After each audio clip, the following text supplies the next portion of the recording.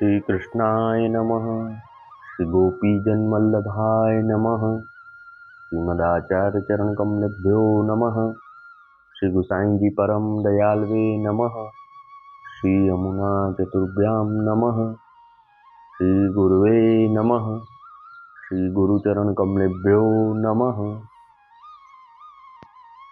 जय श्री कृष्ण। वार्ता प्रसंग 11। और एक बेर चाचा जी ने श्री गुसाई जी से विनती करी, जो महाराज आप निरंतर श्री गोकुल में ही विराजिए और परदेश में ही जाऊंगो। यह बात हरिवंश जी के श्री गुसाई जी सुनी के हरिवंश जी से श्री गुसाई जी आप कहे, जो तो को यही काम सो पास ना राख्यो હતો। यह कही के प्रभु आप चुप करी रहे। वह समय श्री गुसाई जी को स्वरूप हरिवंश जी के मन में ते विस्मरण मिहे गयो। पाछे हरिवंश जी को गुजरात पठाए। यहाँ श्री गुसाई जी आसुर व्यामोह लीला दिखाए। सो हरिवंश जी ने श्री गुसाई जी को स्वरूप जानियो नाही। ऐसे प्रभु अपनो स्वरूप आप ही आच्छादन कर लियो। यही प्रभु की लीला है। नातरु हरिवंश जी के मन में जब लौकिक बात क्यों आवे। श्री गुसाई जी ने वार्ता प्रसंग के लिए हरिवंश जी को अपने पास रखे हते। सो चाचा जी के मन में लौकिक आई, तब यह सबको विस्मरण भयो। सो बुद्धि प्रेरक तो प्रभु आप ही हैं। भाव प्रकाश। सो जैसे श्री आचार्य जी महाप्रभु ने श्री इल्मा गारू जी सो निक्सो निक्सो कहवायो, पाछे ग्रह को त्याग कियो, या ही भांति श्री गुसाई जी ने चाचा जी सो निरंतर श्री गोकुल में विराजवे की कहवाई। सो प्रभु भक्त को प्रेरणा करी कि उनकी इच्छा अनुसार आप कार्य करत हैं। सो कैसे, जैसे माधवदास को मनोरथ गोकुल बास को भयो, तब अपने श्री गोकुल में बसीवे को उपाय कियो। या ही प्रकार चाचा जी सो श्री गोकुल में निरंतर विराजवे की कहवाई के श्री गुसाई जी आप लोक रीति सो अंतर ध्यान भये और चाचा जी को वह समय गुजरात याते पठाए। जो चाचा जी को श्री गुसाई जी में स्नेह अधिक है, ताते चाचा जी को श्री गुसाई जी की आसुर व्यामोह लीला देखी के अत्यंत कष्ट हो। तो या सो श्री गुसाई जी ने चाचा जी को गुजरात भेज के पाछे थे आप अंतर ध्यान लीला किए। यह स्नेह की रीति है। वार्ता प्रसंग 12। और एक समय हरिवंश जी श्रीनाथ जी के लिए सामग्री लेके श्री गोकुल ते चले। सो श्री यमुना जी के घाट पर आए। तब सांझ हुई, सो नाव को मिली नहीं। तब चाचा जी अपने मन में विचारे, जो कल उत्सव है, सो सवारे 6 घड़ी रात रहेगी, तब ये सामग्री चाहिएगी, ताते ये सामग्री रात्रि को ही सिद्ध भई चाहिए। और श्रीनाथ जी द्वार तो कोस 10 दूरी पर है, सो कैसे पहुंचेंगे। तब साथ के वैष्णव सो कही, जो मैं जाठ और पाँव धारू ताठ और तूहू पाँव धरतो चलियो जइयो। पाछे चाचा जी आगे आगे भगवत नाम लेते जाई और श्री यमुना जी में पाँव धरत जाई। सो वह वैष्णव हूँ चाचा जी के पाँव के ऊपर पाँव धरत चले। तब कछुक दूरी तो गए। पाछे वह वैष्णव ने अपने मन में विचारी, जो चाचा हरिवंश जी के पाँव पर पाँव क्यों धरूं, मैं हूँ अपने मुख से भगवत नाम लेत चलियो जाऊंगो। पाछे वह वैष्णव तो अपने मुख से भगवत नाम लेत पाँव न्यारो धरियो। तब वैष्णव तो श्री यमुना जी में डूबन लाग्यो। तब वाने पुकारियो। तब चाचा हरिवंश जी ने वा वैष्णव से कहो, जो मैं तो सो कही हती, जो जा ठोर में पाँव धरो ता ठोर तू धरियो, सो न्यारो क्यों धरियो। तब वह वैष्णव ने अपने मन की बात चाचा जी से कही, जो चाचा जी मैंने तो अपने मन में विचारियो, जो हो हूँ भगवत नाम लेत चलो, न्यारो पाँव धरो। तब चाचा जी ने कहो, जो मैंने भगवत नाम लियो, सो तो श्री ठाकुर जी ने सुनियो है और तेरो अजू नाही सुनियो। तापाचे हरिवंश जी वा वैष्णव की बाह पकड़ी के वा को पार लेके चले। सो वा वैष्णव को ये सो महात्म्य बताए। तापाचे हरिवंश जी श्रीनाथ जी द्वार आए। तहाँ श्री गुसाई जी को साष्टांग दंडवत किए। पाछे सामग्री भंडार में सौंपी, आप घर जाके सोए।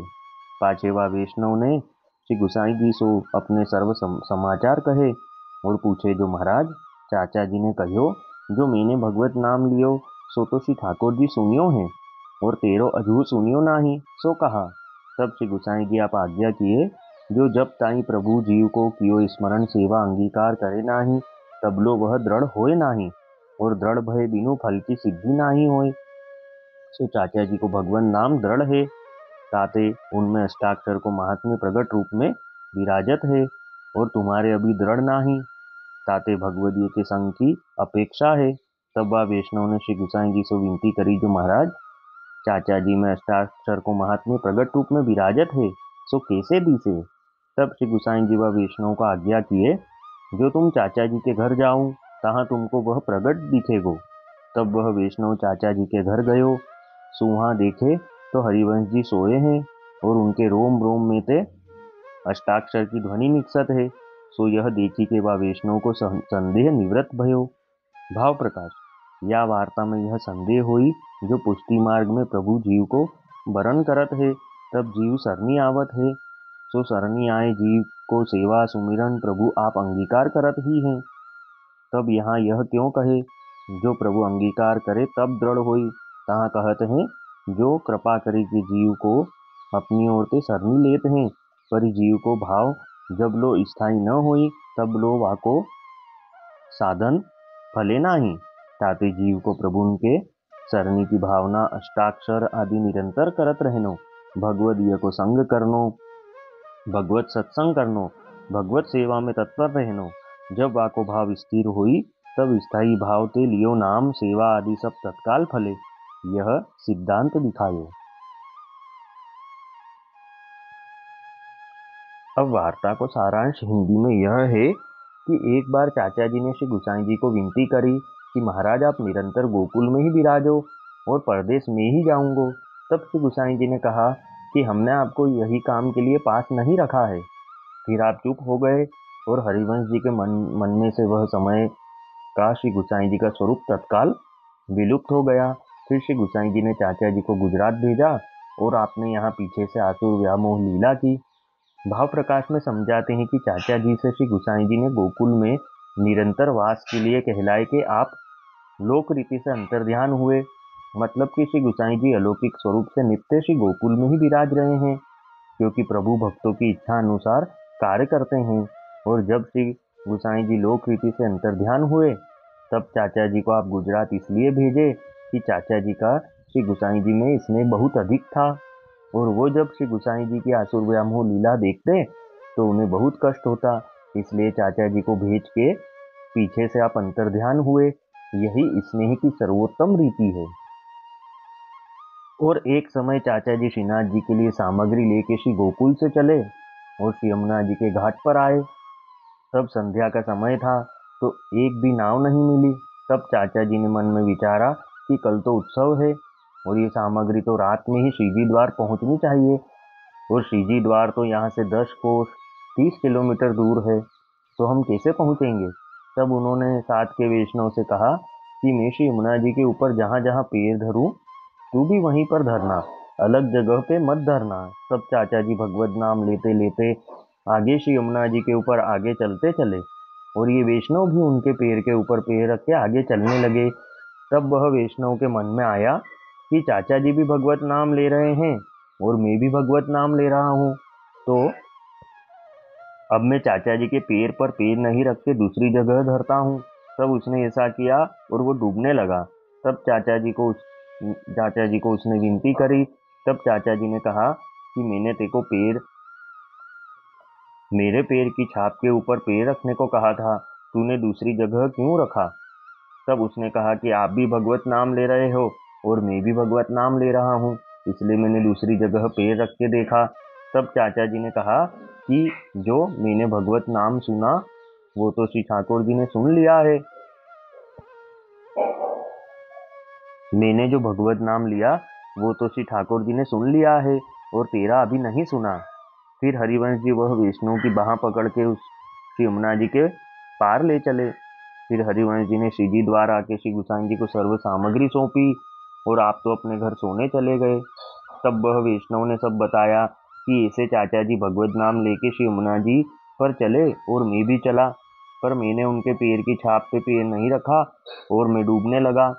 तब चाचा जी ने मुझसे कहा कि मेरा नाम प्रभु ने सुन लिया है और तेरा अभी नहीं सुना।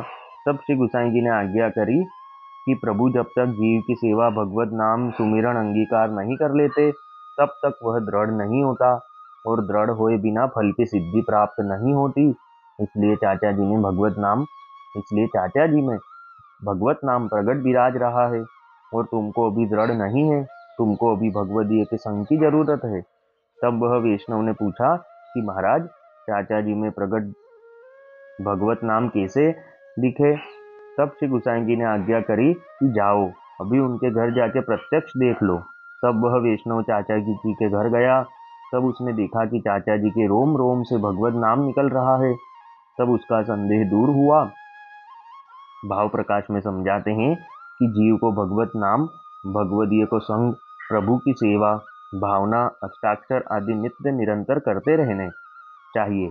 तभी प्रभु की कृपा से वह दृढ़ होगा और उसका फल तत्काल मिलेगा। वल्लभी वैष्णव सदा सुहागी, जो श्री वल्लभ शरणे आवे, सो पूरण बड़भागी। गल तुलसा की माला सोहे, भाले तिलक रसाला। तापर वल्लभी मुद्रा सोहे, मुख बोले गोपाला। तन मन धन वैष्णव पर वारू, गाऊं श्री गिरधर लाला। आज सभा में पूर्ण रहत हैं, सूरदास नंद लाला। वल्लभी वैष्णव सदा सुहागी। जय श्री कृष्ण।